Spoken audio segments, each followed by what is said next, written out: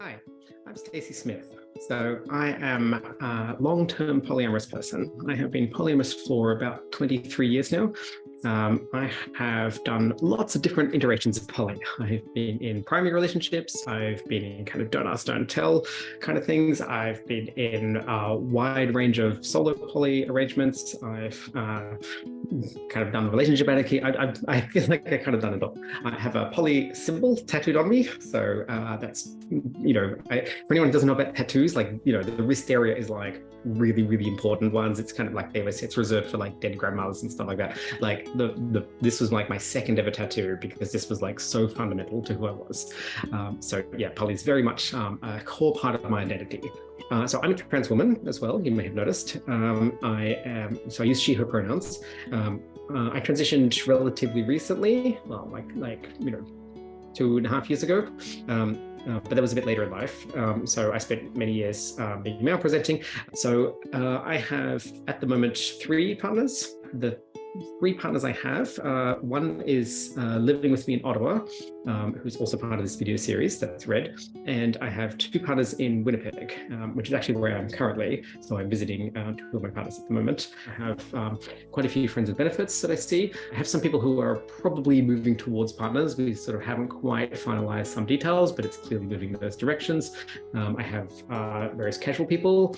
I have long distance people. I'm from Australia, so you can probably hear from my accent. So I have these people in Australia who I see once a year. We don't really keep in touch much otherwise, but at least one of those people I've been with for more than 10 years now. We call them comet partners. So our comets come back in orbit every so often, and then we get together if the stars align.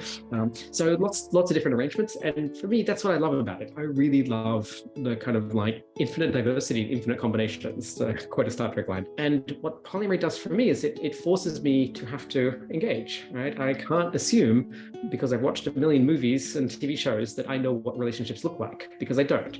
And now I think for monogamy, I don't think people actually should be assuming this, but people often do, right? So people are, I get what relationships should look like because I see it all the time. I read it in books and I see it in movies and so on. But for polyamory, it's like everybody's poly is different. And so, for example, my longest term partner in Winnipeg, I've been with for 11 years, and she's been married the entire time. She's been married for close to 20 years. I've known her husband the entire time. That's fine. For me, meta-in-laws are a bit like in-laws. They're a set of people that your partner comes with, and you may love them, you may hate them, you may be indifferent to them, but you have to be polite. I think there's a lack of poly content, really. We don't see it enough in the movies. We don't see it enough on TV. And where we do, we see kind of very extreme versions. I think when Hollywood figures out just how much drama there is in bad poly relationships, we will see nothing but poly in the movies. Like this is surely got to be a place to mine. Okay, so that's my poly diary intro. First one. I'm very much looking forward to doing more of these.